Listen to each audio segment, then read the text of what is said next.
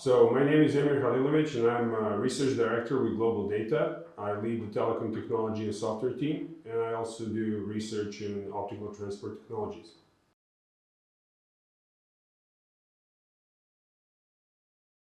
Yeah, well, the first thing is the optical networks are definitely going to provide connectivity to the data centers of the future, and these data centers are growing tremendously right now, both in terms of their footprint, in terms of traffic that is being driven to and from these data centers. And in fact, they are growing so fast that it is predicted that soon we are going to see the distribution of the AI training of the LLMs into different locations, into different data centers, and then the connectivity between these data centers is also going to have to be provided by the optical network. So there's a tremendous, let's say, spike in the requirements when it comes to connecting the data centers where the LLMs are being trained. So that's the first step, I would say.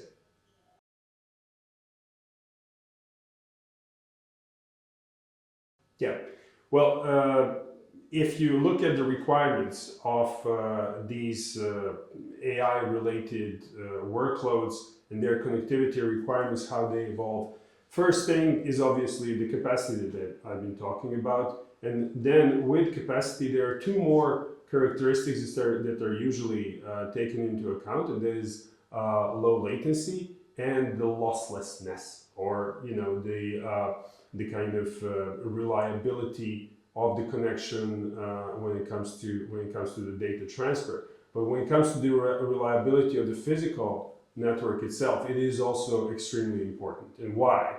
It's important because any kind of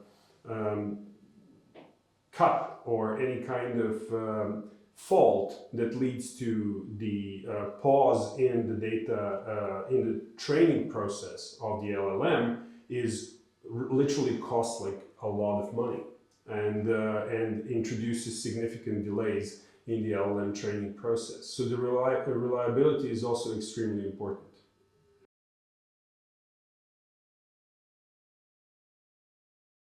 So when it comes to the end-to-end latency, it is obviously one of the key requirements for serving the AI workloads.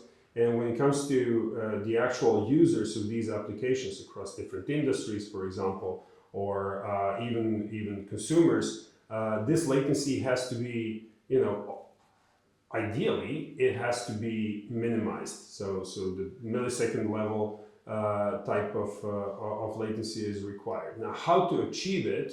One of the ways how to achieve it, obviously, is to minimize the number of electro-optical conversions. Introduce, let's say, end-to-end optical connectivity to as close as you can be to the user. That's definitely one of the ways that we have technology for, and that is actually available to the customers now.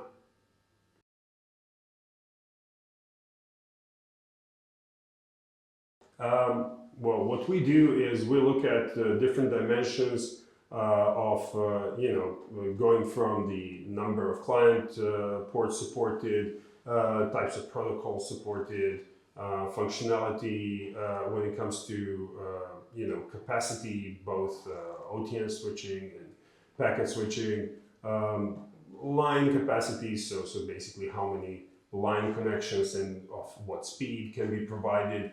In the end, we also look at the transport features beyond the line number of line ports and their speed, and we also look at the things like physical characteristics. We look at software that is running these network elements and so on. And when it comes to these, just going by this criteria and looking at the OSN 9800, the OSN 9800 lineup actually scores, has leading scores in the number and density of client interfaces, for example, or the actual capacity of the platform.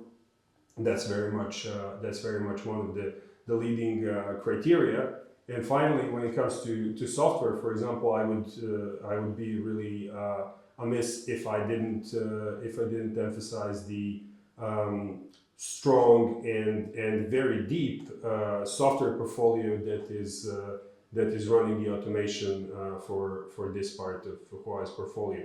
And then combined with other characteristics that are also among the leading or very strong, that gives you a leading score for that product. It definitely is impressive on several dimensions.